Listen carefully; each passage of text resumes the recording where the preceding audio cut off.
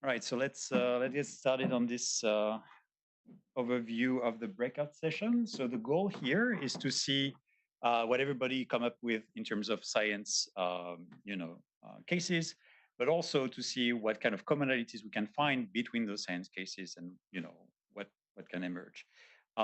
So we all have just a few minutes per group, 5 minutes total per group. And yeah, try to highlight those commonalities that may be interesting for the people to see. So because the slides are in random order, maybe you know which one is yours, but be always on the lookout. I will go in order here, and for presenting, I suppose you can just use the mic on your seat. So we'll start with extragalactic variability. Who wants to take this one, Colin? Yes, can you hear? Okay, good. Yeah, so our extragalactic variability, we have two slides, but this is one of our examples, which focuses on changing look AGNs. So these are AGNs that undergo dramatic changes in their flux and spectral properties within the time scale of a few weeks or so. And outside of that, they look like normal quasars or even just normal galaxies before their accretion state changes dramatically. So one approach is to look at the variability behavior. We're very interested in the variability behavior for these AGNs and correlations with other data, like, for instance, the mass of a supermassive black hole or other multi-wavelength data. And so to do a lot of that, we might need photo Z information, for instance. The mode of access would first be data release catalogs to select like a catalog of AGNs that are variable. But the idea is once we've selected, say, a handful of AGNs that could be changing look quasars or changing look quasar candidates that we've flagged as interesting, we've been thinking about, can we get something faster than waiting for the next data release? For instance, do we want to have a handful of AGNs that we can monitor and say, okay, this one may not flare enough to generate an alert, but we want to monitor that in between the data releases. The mode of processing, since there aren't that many changing look AGNs, we would just do per catalog, even with LSST, they're quite rare. But we really need multi-wavelength and spectroscopic information to study them. So the tools for the light curve analysis would be structure function or Gaussian process modeling of light curves. So we have some more detailed information about that in our paper. And the main technical challenge is what information can we extract from the variability without a spectrum? Can we get variability estimates for all sources initially, like every galaxy, so that we can identify which ones are AGNs? And where is the follow-up spectra coming from, I should say? And can we get potentially higher cadence targeted photometry for those AGNs that we've identified as special changing look candidates, like in between the data releases? So we don't have to wait in case we missed it when it goes off. So yeah, I think that's it.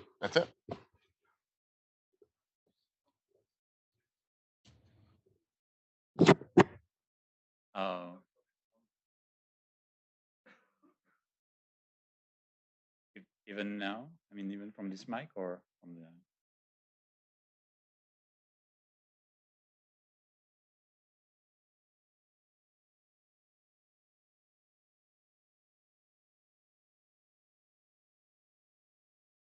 If you're speaking, can you please use a C mic for the individuals on Zoom? Yeah.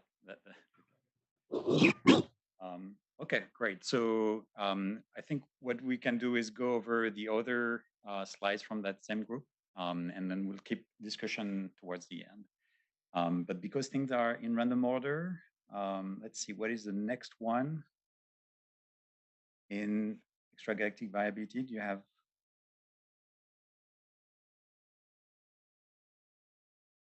It should be the second one from the last.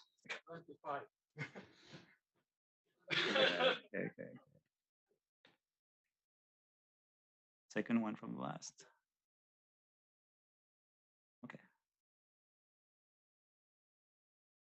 All right. Who wants to take it away? All right, I'll go with it.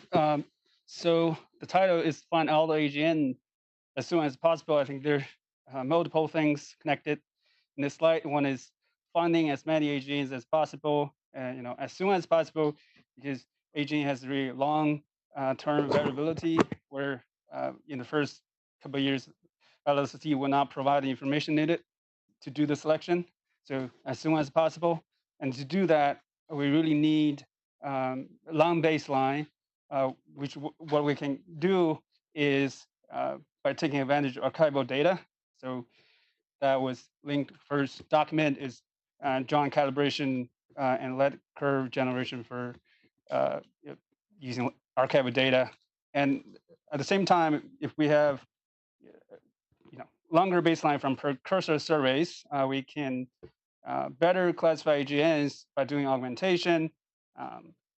That is, we can take advantage of other telescope time to distinguish between different variability characteristics and then to classify them.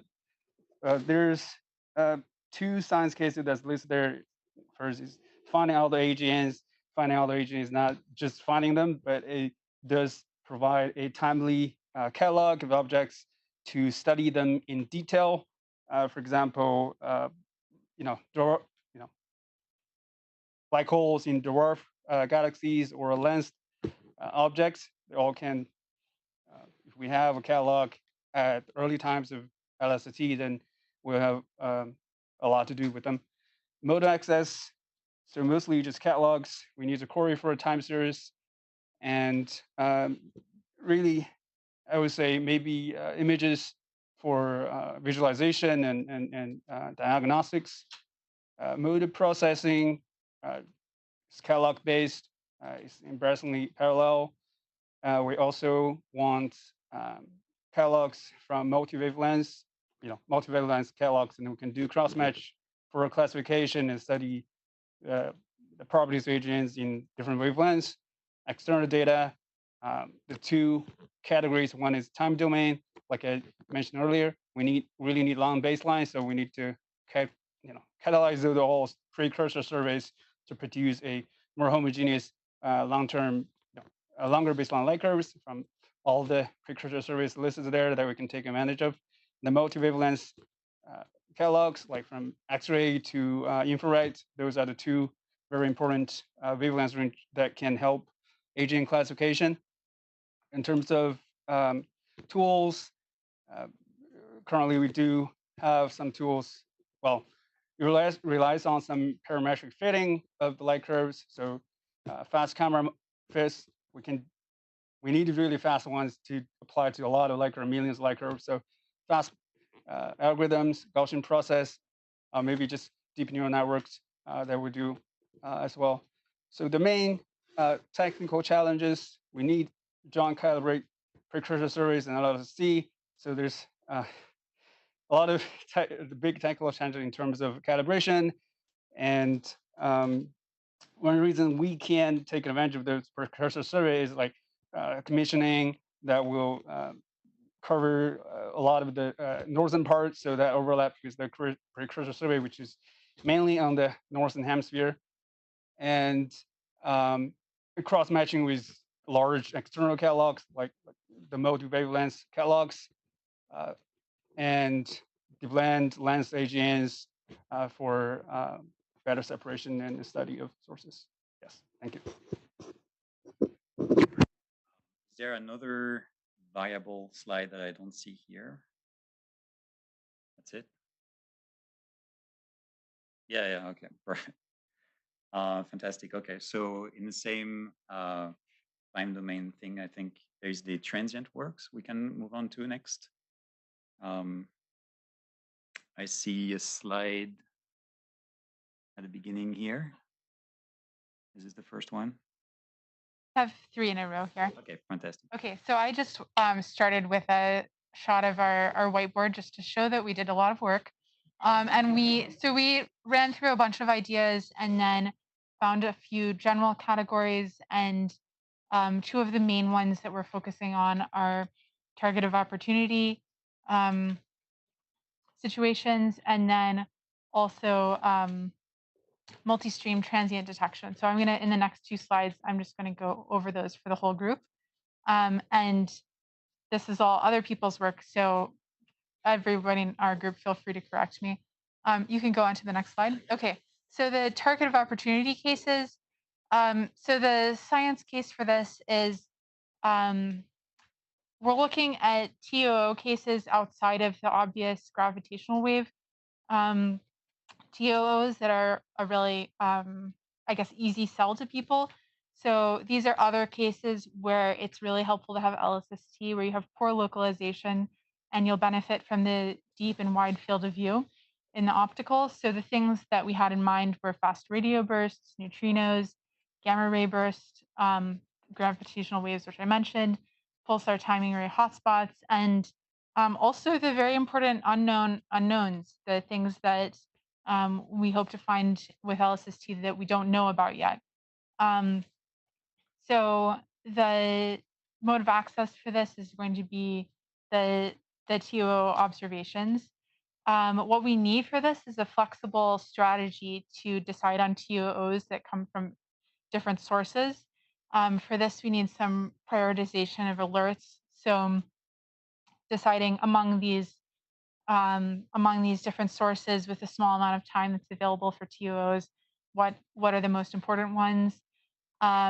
And the important thing with this is that we also need a lot of communication and coordination with multi-wavelength and multi-messenger experiments. So this goes to the external data that's required. So that's alerts from other experiments, need algorithms for triggering, ranking those triggers, and whatever contextual information is needed to filter the events. So you need, as a tool, you need a flexible scheduler. And then the technical challenge is that, if you're working on the main science surveys, you don't want to be interrupted. So you need strong motivations for these TOOs. Missing from this is just the strategy for multiple science cases outside of gravitational waves. And then just the last point with the TOOs is that since these are about 1% of the data, the motto that the group would like is "We are the 1%." Okay, so you can go on to the next slide. Okay, so the other science case is the multi-stream transient detection and characterization. So obviously we have a lot of data coming through the alert broker for LSST, but we want to combine this with other data sets. So this is using the multi-stream, using transient alerts from other surveys that are going on and combining those with the LSST data and including the images and intermediate metadata and using that to do get an improved scientific yield. So this should be really valuable for rapidly evolving transients and newly observed events and things that are often misclassified. So the proposed mode of access is a Jupyter notebook or API queryable access to broker, broker, I'm going to say broker-like streams. And so what you need for this is an alert stream positional cross-match. And you need meta catalogs and metadata for the various alert streams. Okay, so the external data required, of course, you need the broker information from all of these other surveys that would be applicable to combine with LSST. So this is a potentially very large data set. A lot of cross-matching with hosts is also something that's needed, and it would be helpful to also have like catalogs of all the publicly available spectra. Tools needed would be methods for doing efficient cross-matching between positions for the different alert streams. And then you're going to need the data storage to manage various streams. So we proposed a HTTP API access with maybe web visualization interface And so the main technical challenge is then going to be just synthesizing the various architectures and schemas for these alert streams. And then there's a political challenge, just being able to work with different collaborations. Okay, so I think that's everything we have for the extragalactic transients. For the full group, those 3 slides. Yeah. Okay, awesome. Before we move on to the next, is there like particular aspects of transient data that you would like to highlight that would be applicable to both this use case and the previous one? You mentioned storage, and I don't think, for instance, that was mentioned before. Database storage of light curves for transient data. Sorry, what was the data storage? No, my question is the data storage tools that you have here, for instance, is it common to the previous use case or is it different? I think that's outside of my expertise on this. I don't know if anybody else would you like to comment? I can say something. I think it's similar but different. My understanding from the Aegean people is they want a lot of historical data. I think this is aiming for more like live data, so we can get like upper limits on an object that just happened. So maybe we have a deep ZTF limit, but like a new assassin observation or something. Got it. Okay, thanks. Right, great. So let's move to the next group. Let's see, what do we have next here? Is this a good one to follow up on? Who wants to follow? Yeah.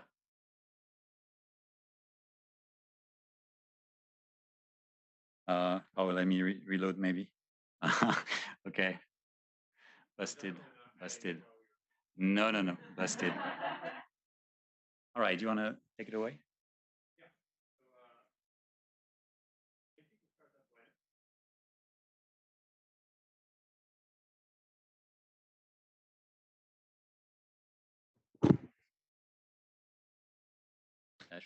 Yeah, sorry. So planets are expected around main sequence stars, and main sequence stars evolve into white dwarfs. You'd expect many planets to be around white dwarfs, but we haven't detected very many. In fact, I think there was just one massive planet paper published 2 years ago, last yearish. So the idea is to have calibrated image cutouts for LSST and use force photometry on each of these for individual white dwarf systems, trying to detect deep eclipses that you expect from these substellar objects around white dwarfs. On the right here, I'm just included 2 images from ZTF data that show what appears to be a grazing eclipse in a white dwarf brown dwarf candidate and a total eclipse. But this is not force photometry data that we're looking at. It's actually just standard aperture photometry. So on the bottom image, we notice that there is no data in the minimum of the eclipse. White dwarfs are typically 1% of a solar radii, but the substellar companions could be 10%. So you actually see complete eclipses almost. If we did force photometry, we actually gain the data that's not being shown here, which improves our sampling and our signal to noise for our, in our case, box least squared's period finding algorithm. So in this case, our mode of processing would be box least squared's analysis of all white dwarfs that show greater than some number of 3 sigma, 4 sigma, 5 sigma deviations from the alert stream. To do this, since we're looking at objects that have long periods of 10 hours or a little bit over a day, for 10-minute eclipses, we're not very likely to catch these eclipses in a short amount of time with LSST. So we're going to combine data from other Southern Sky surveys, such as Black Gem, which is starting relatively soon, to have a better sampling across the entire light curve.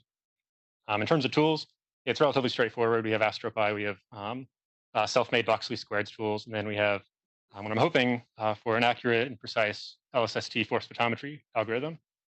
The main technical challenges we have long period short eclipses. These objects entirely disappear, so you have to use force photometry. Otherwise, you're not going to have data for these minimum of the eclipses. And it's computationally expensive to find these periods in a very dense and large or wide periodogram. And all we're missing for that now is deep southern sky coverage with time series. ZTF covers the northern sky relatively well and acts as a really good test case for this. And again, on the right, we have 2 ZTF magnitude images or light curves, but not flux images or light curves. That's all we have for the specific subsample. And on the top, we also have a little link for white dwarf binaries with white dwarfs, so Lisa verification systems. But this one is a stronger, compelling case for forcing force photometry with LSST. Okay, great. Thank you. And I think the next one actually falls in the same category, right? That's right. Can you refresh again? Because Yes, I think yes. there was editing done just literally in the second bit. Okay, so this was certainly not my science use case that I proposed, but the person who wanted to give it is virtual. So I am speaking on behalf of Rachel. The idea here is that we hope that LSST will help us find microlensing events for stars and compact objects, because there are gazillions of these things across the Milky Way and the Magellanic Clouds. Specifically, we're hoping to enhance the scientific return from microlensing events detected by the Roman survey in the bulge.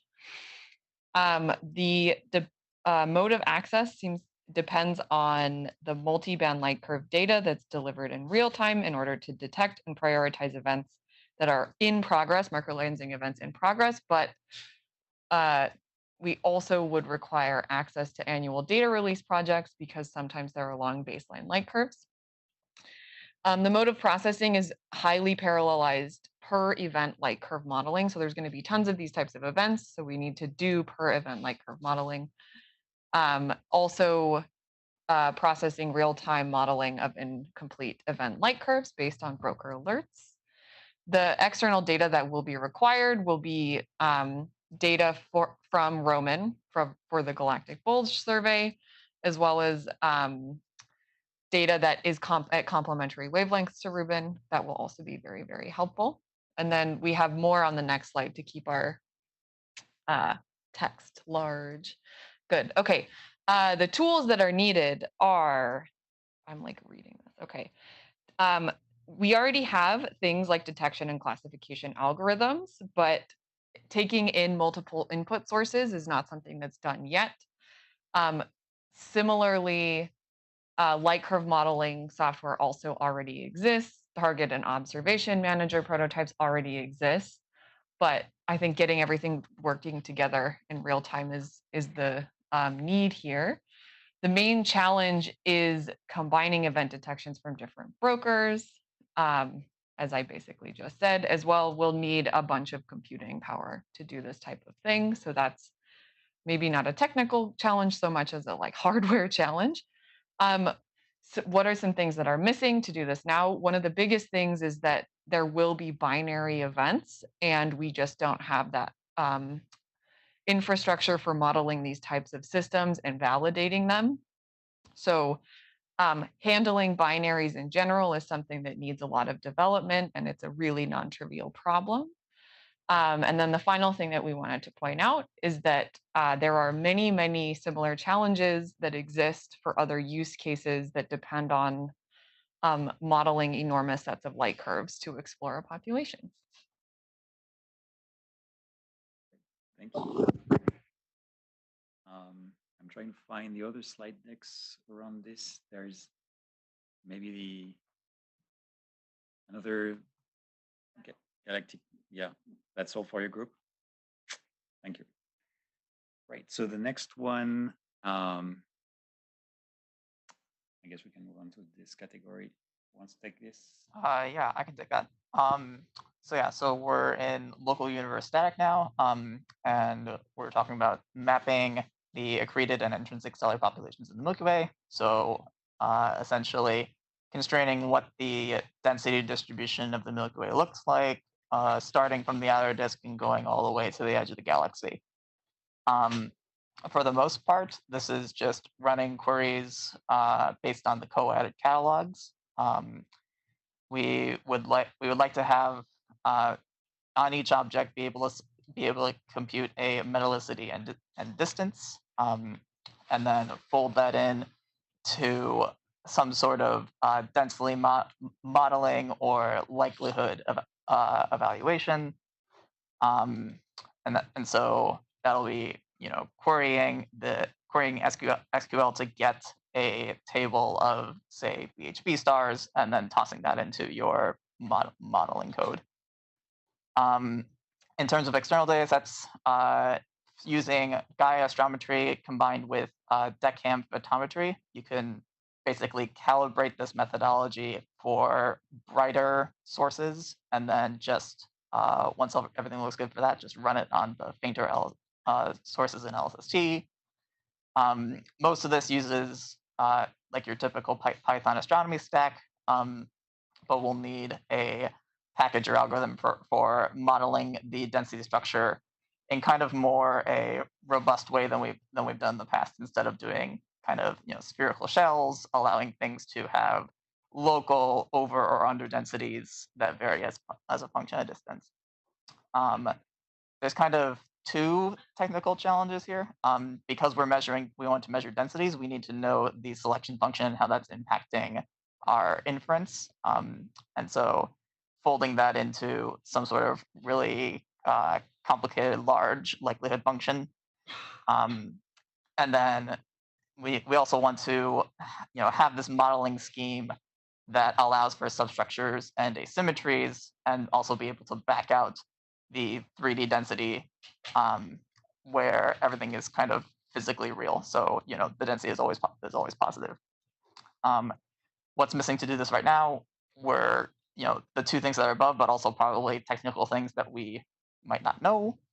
And then we started out with a strong feeling that U-band will be critical for getting photometric metallicities, so you can separate out individual halo stellar populations with that.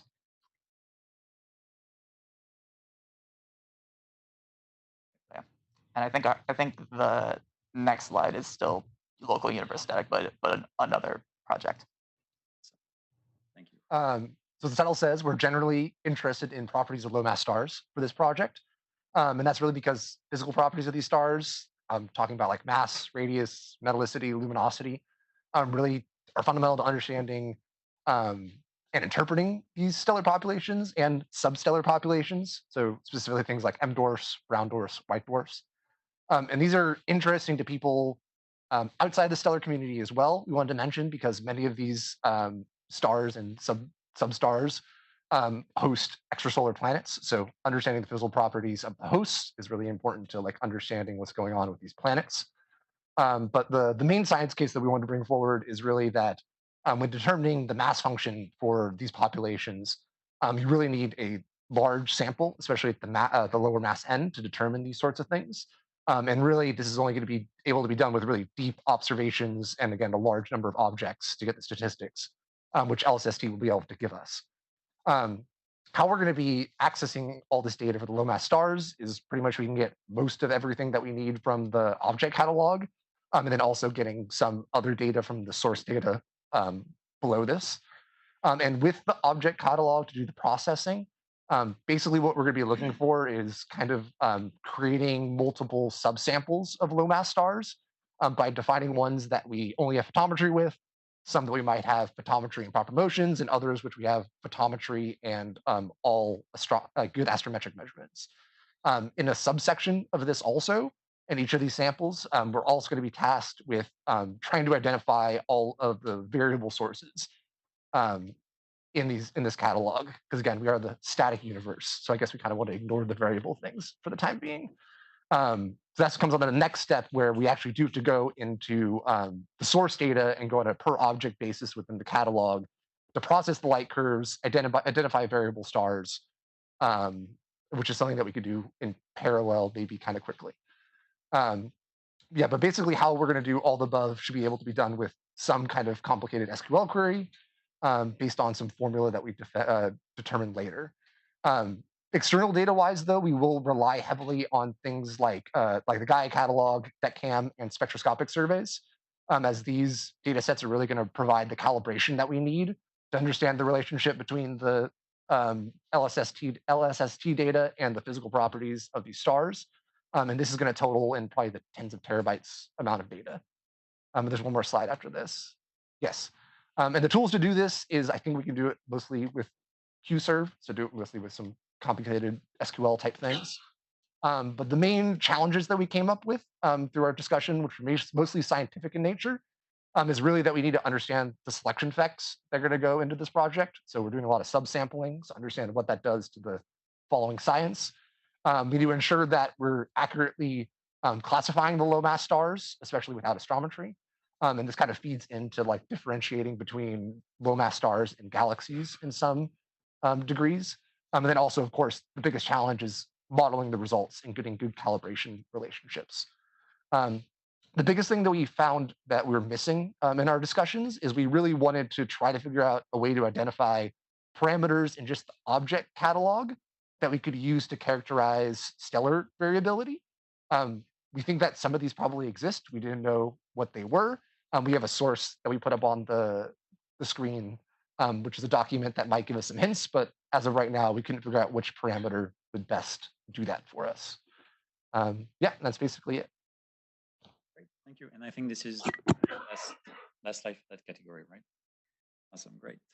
So let's move on to cosmology and yeah, do you want to take the first one? Yes, so this is the first of 3 slides. I will do the first 2. We came up with a bunch of different projects in the and ideas in the cosmology session. I'm going to start with this one, which is basically the one that we identify as a sort of standalone kind of ideas. The main idea behind it is that when CMB photons travel towards us, they interact with the Lasky structure that are forming at the same time, and they leave some imprint. So we can use a CMB as a Lasky structure probe together with Lasky structure tracer that come from LSST. The elevator pitch for this would be that we want to constrain the gas properties in dark matter halos using CMB information. This can be achieved through 2 main observables, the thermal and kinetic Sunyaev-Zeldovich effect that essentially probe the pressure profiles and the velocity and density of the baryons within dark matter halos. What we would need for this on the LSST side would be essentially catalog of galaxies to which we want to apply various cuts, the redshift cuts or color cuts to select different environments. This can all be derived from some of the early data release. And once we have that, we need to create galaxy over density maps and calculate some cross correlation statistics, either in real space or harmonic space, with the CMB temperature maps or the maps of the Sunyaev-Zeldovich effect that we can extract from CMB. And we will also need to take into account all the ensemble NOZ uncertainties into this process, which might also require some cross correlation with other spectroscopic survey like DESI. So the external data, of course, required for this are CMB. We identified, I think, SO, Summers Observatory, as the main overlapping data set in terms of time. And but anything that would have some reasonable overlap with the LSST will work. We also need, again, some coverage common with some spectroscopic survey. Go to the next slide. So tools, we need to use map-making software developed within LSST to get resolution maps of the galaxy over density, and also maps of the observational quantity that can also inform sample selection and also the cross-correlation statistics, say if we want to downweight some specific area of the sky that is contaminated by some systematic. Then we will need cross-correlation statistics code to compute these statistics, and something to infer N of Z. Once we have the measurements, then we will need to fit theory prediction through some MCMC or likelihood-free inference technique. And the main technical challenge we identified, so these are tools that to some extent already exist and are common to other cosmology projects that we will need to carry out. The main technical challenge we identify for this is the forward modeling of this signal, which is non-trivial, and the need of joint simulation between LSST and all the CMB probes. There are already projects doing this, but at the present stage, the current surveys are limited by the sky coverage or the sensitivity. So the precision will increase a lot. And yeah, anything else, I think I already said that one. Thanks. We have another slide in the cosmology group. Yeah. So in discussing external data sets that could add power to LSST, we talked about the DESI spectroscopic survey and how the gains of having precise spectroscopic redshifts for our lens sample might benefit over a traditional photo-Z sample, and how we might combine the DESI sample with LSST and galaxy shapes in a sort of 2x2 point analysis to constrain cosmological parameters, galaxy bias, the intrinsic alignments, and redshift uncertainties on the samples. The mode of access for such an analysis would just be catalogs and maps over the jointly observed areas of LSST and DESI. The processing would be fairly straightforward in how we brainstormed it out. Define the shape sample and redshift tomographic bins.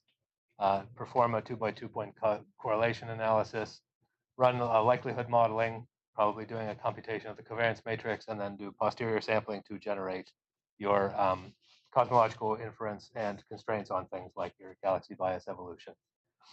Things are a little more complicated than that, of course, because with DESI, often the ensemble N of Z measurements that are performed, which have been mentioned by the previous group as well, are done by cross-correlating with DESI or other large spectroscopic samples. So if we're using DESI spectroscopy both on the calibration side of the photometric redshifts and in the science analysis, we have to worry about an extra covariance there.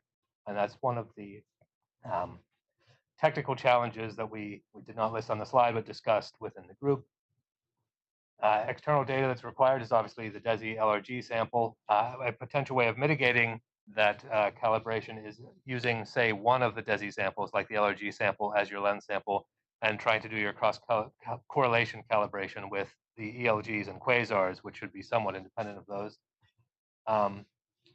Have that data required to do the photo-Z distribution and shape samples. We think we can just use tree core and existing likelihood modeling codes such as CCL and samplers such as Cosmosis to perform these analyses.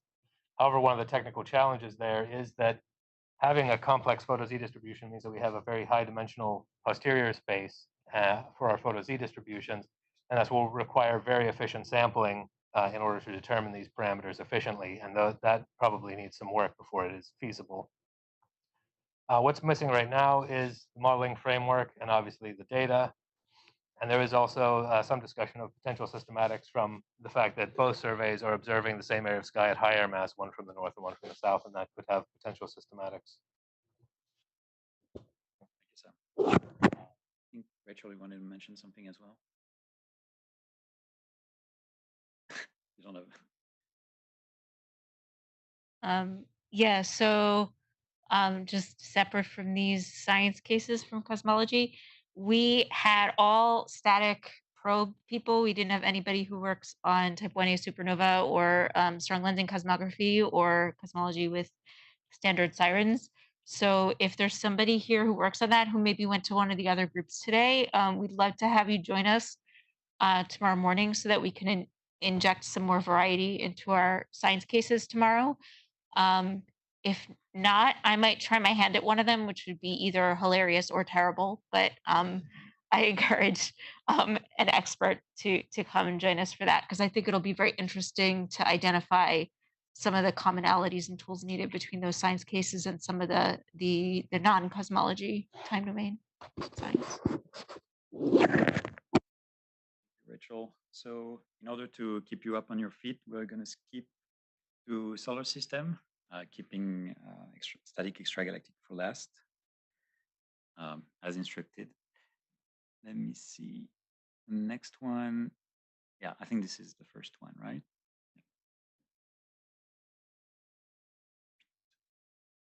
Yeah, so I'll talk to this slide. So LSST is going to discover about 5 million new solar system objects. We currently know 1.1 million. And it's going to do this kind of remarkable feat by observing what's known as a tracklet, which is effectively a pair of observations taken within a night, and ideally not spaced more than 90 minutes apart. And while this is very effective, there's still going to be some objects that are not going to be observed with that kind of cadence and won't be able to be discovered in that way. And that includes things that are very fast moving, or also on the more extreme end, things that are very far away, where in 90 minutes you just don't discern enough motion to be able to get two individual observations.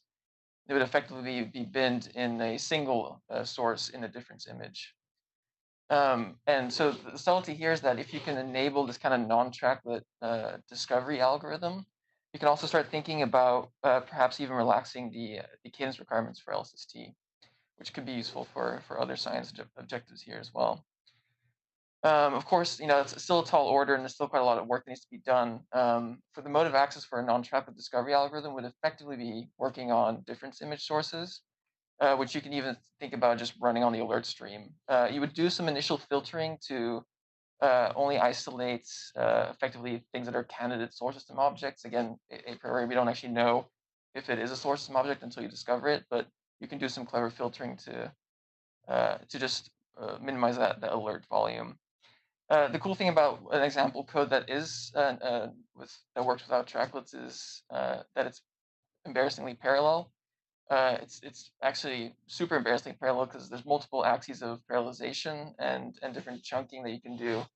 And the way that this would work is you would effectively run this as nightly observations are made. And there's also an argument to be made for a use case where you might want to think of running a longer job at a monthly kind of cadence. The core code is written in Python plus a little bit of acceleration with Numba, but there's no reason it can't be dropped down to C++, and at that point you get significant speed gains. For external data required, so initially, of course, you'd run this on the LSST observations, but they're kind of a extravagant moonshot goal would be to also include other catalogs from different telescopes, where there could be objects that you don't observe, that you don't get enough observations within the LSST dataset, but you could start thinking about doing cross-survey source system object discovery, and then, of course, always acquiring more observations of objects to constrain their orbital parameters is useful, and especially if you can extend them to different catalogs. In terms of tools, so the code to do non-tracklet discovery already exists. Again, it's written in Python, and it's built open source upon different community codes like AstroPy and OpenOrb. Now, one thing that we found is there's really two kind of areas of improvement for this code. Is first, there still need to be some significant optimizations and improvements to speeding up the algorithm, and also it doesn't work for all populations in the source system currently, although theoretically it should be possible given enough compute power.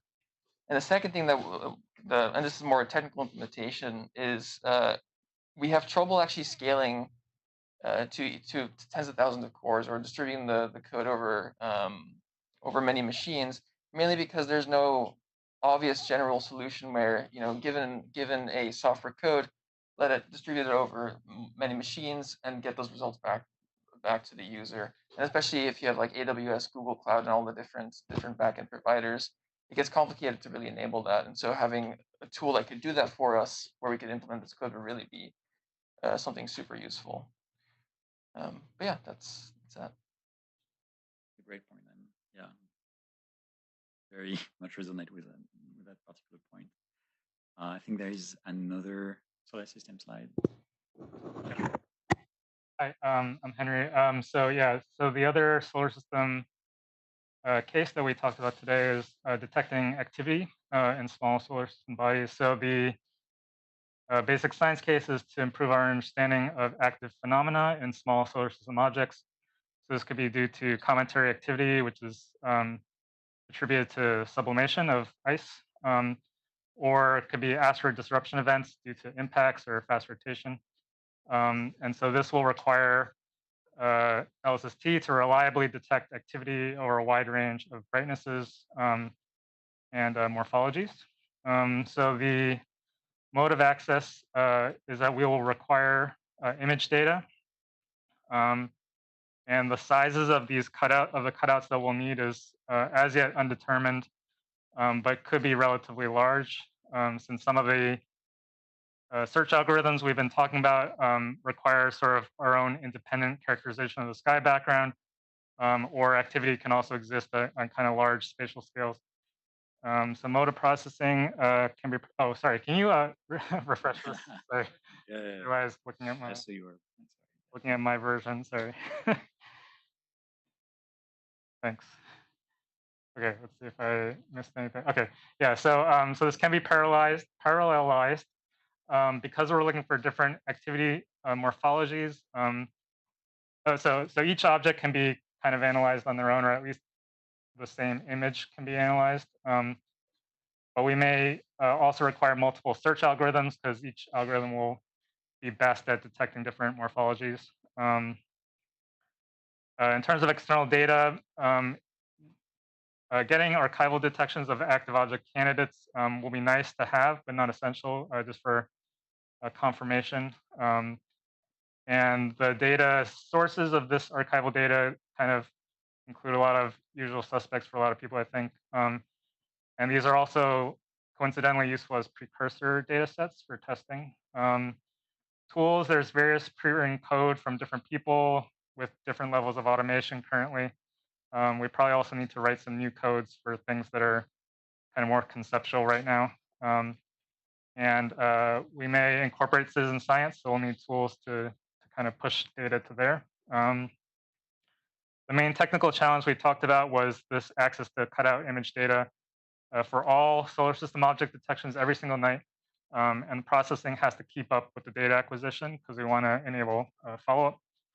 And so what's missing right now for us, at least, is the developing or modifying or automating the activity detection code so it can run at large scales.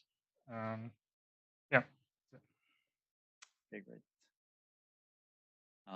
And so I think that leaves extragalactic now.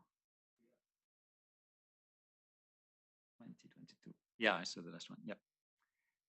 So the first one.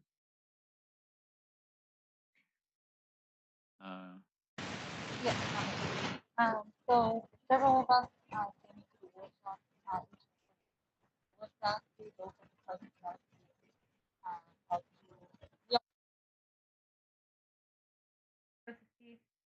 so we mostly so we have sort of different science cases, but they also require the same product. So we did it in one science case.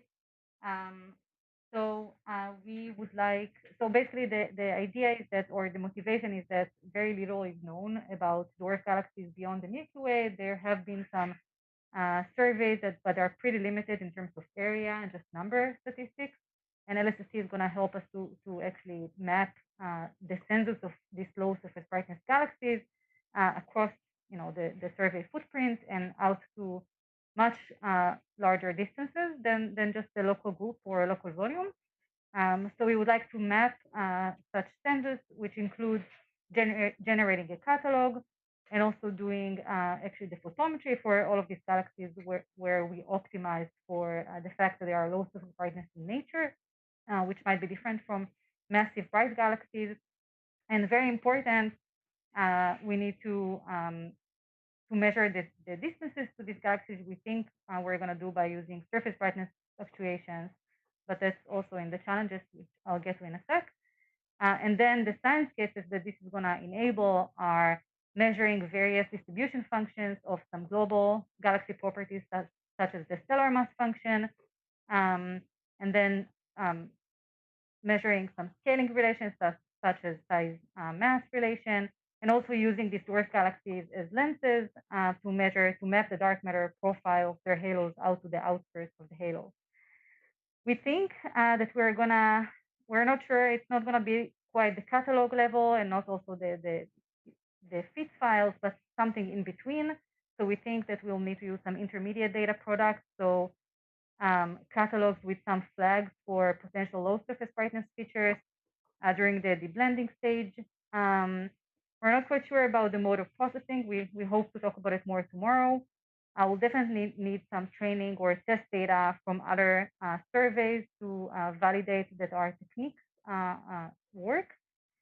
And mostly there are a lot of technical challenges, understanding the sky modeling and subtraction, making sure that it conserves the low surface brightness galaxies that we are looking for, blending and shredding of galaxies, dealing with galactic spheres, which is a big challenge for low surface brightness science, understanding our completeness and purity of the catalog, and whether we can actually measure distances given the depth of the survey.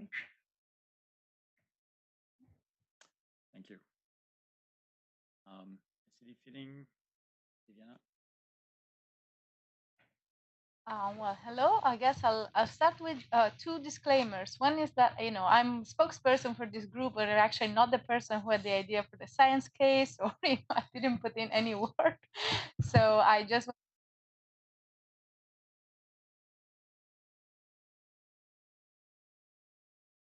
Gabriele, and then Charlotte also had some science. The work that Rafael, Alex, and Julia, besides the people I already mentioned, are carrying over. And the other disclaimer is that in part because we had a bigger group and we discussed a few different applications between converging on this science case, we are, I think, a bit farther behind in the discussion. So just like bear with us if there's a bunch of things that we still don't know. But the idea is, I guess, every time you have photometry, you have to think about, SED fitting. And so our idea is we are curious about galaxy physical parameters and things like, star formation rates and history, stellar mass, dust mass, AGN fractions. And of course, we know that in LSST, we get 6 bands, however exquisite. And so really the question is, we know that probably we have a good handle of stellar mass, but we are wondering what complementary data are needed in order to improve on our estimate of galaxy physical parameters. And another idea that was brought from the common discussion is that one of our typical problems is that we don't have some way of validating our results, right? Like everything that we do in this field is derived by some sort of template or stellar library. But something tempting is that we know that if we had resolved stellar populations, we could use color magnitude diagrams. And so what we were thinking is that, is it something that is possible to bring to LSST data? If so, what kind of comparison data would we need to be able to validate, for example, star formation histories derived from SD fitting and CMD diagrams? We anticipate that we will be working with catalogs, although clearly we need to give some more thought to what measurement we really need. And so, probably we will not be able to do this or want to do this with, all the galaxies that we have. So just understanding, what queries we may run, of like, what subsampling we may need is something that we aim to discuss tomorrow. Clearly we'll need external data, because and this could be, most likely it will be multi-wavelength photometry, possibly some spectroscopic indicators. And we want to look at this, I think, from 2 points of view. One is science, right? Okay, like what kind of data do you need to really learn more about galaxies? The other is like validation, which is let's now focus on LSST, like if I want to use the 6 bands, to derive something. Is this reliable, and in what condition is this reliable? And I think I should mention that Rafael has been running a pipeline that combines LSST data and VISTA data. And so we expect to leverage his expertise in the discussion tomorrow. Our tools will be mostly SED fitting codes and possibly a code that can fit color magnitude diagrams. We'll see.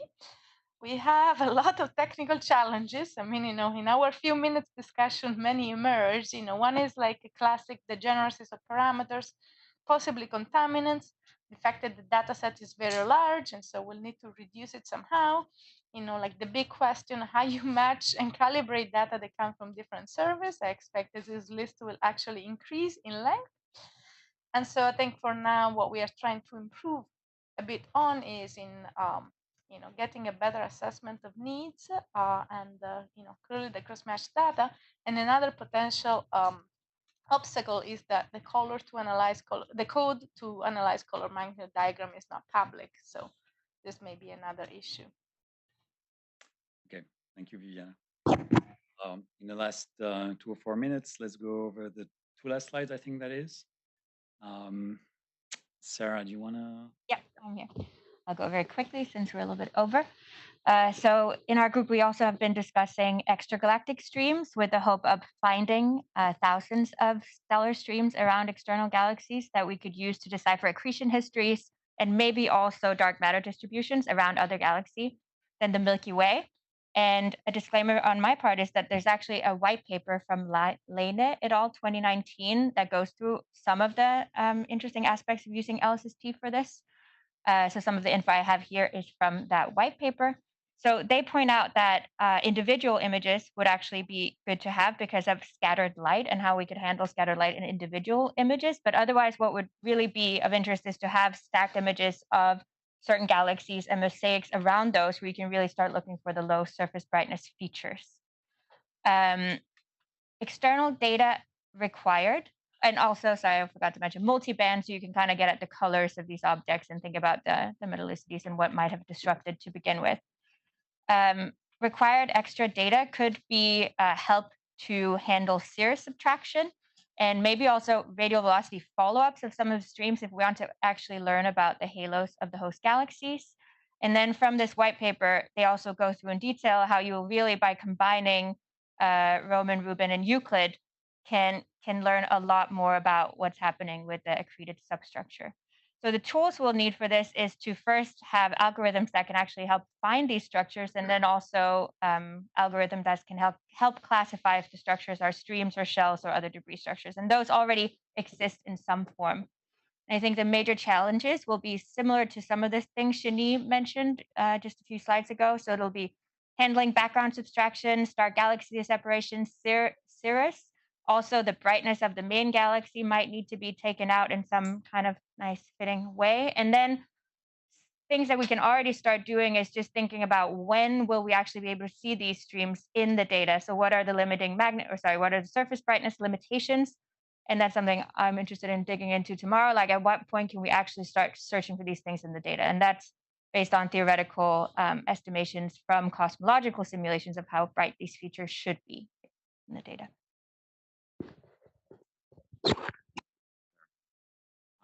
And we'll go to the last one of the day, morphologies with galaxies using machine learning. Antonio, do you want to tell us about it? Okay, so we were discussing about the importance of morphology of galaxies in the relationship with the other parameters, either the structural or physical parameters, like the correlation with color or stellar mass.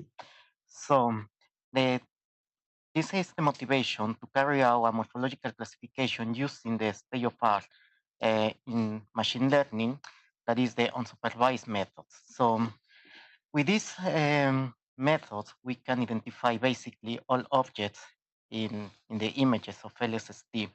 So we don't need actually to pre-select some kind of objects. So this could be done in the process. Basically, to carry out this project, we could use all images through the Rubin Science platform, and we don't really need to have very deep observations in the beginning. We can start using basically early observations, and the mode of access, the mode of processing would be would actually to get images or a multi-images or a combination of catalogs using SQL or Python routines to get this done. And probably we can implement some parallel processing. So to do some tests or preliminary studies, we require some external data, for example, images and morphologies from the Desi Legacy surveys or the HST. The tools we require are, as I said, probably we don't really need this, but it would be probably some extra part like the star galaxy separation algorithm, so we don't have to deal with this in the whole training, and using some general tools like Siki or AstroPy in the Rubin Science platform. So the technical challenge, here we put some kind of numbers about the time and the computer time we require to carry out this process. So probably it's a lot. This means that we would like to know, we would like to have an idea about the infrastructure we will have in LSST, so we can run the algorithm for the millions or billions of galaxies. And also an important thing is the storage, because we will generate models and probably some other images that will require a lot of storage. So what is missing now? First of all, we would like to know a lot of the technical details, and also probably know about the IDAX that could be a solution to do this process, and definitely having an idea about all the resources that the LSST platform will give us. Great. Very happy to close on some deep learning at the end of the session. So thanks everyone for all of this huge amount of work that you did in just a few hours. I guess we can give a round of applause for all the speakers.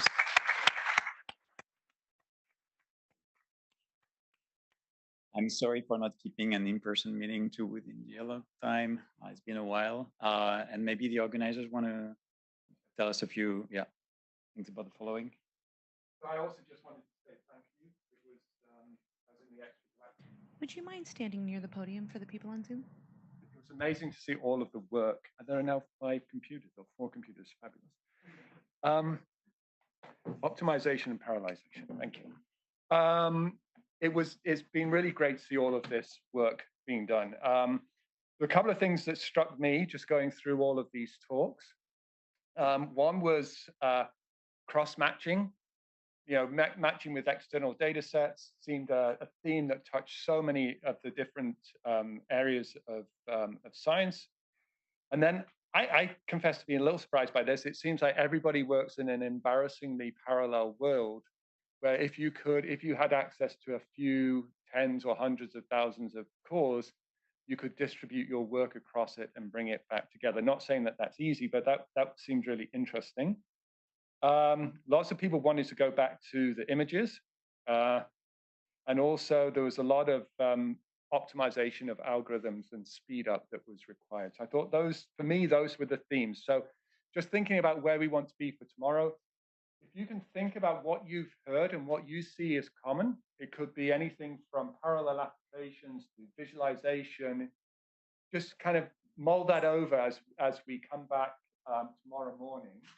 So tomorrow we're going to go back to the same work breakout groups. We'd like you this evening, if you have the energy to do this, encourage you to go out and have dinner and then take some time to relax a bit.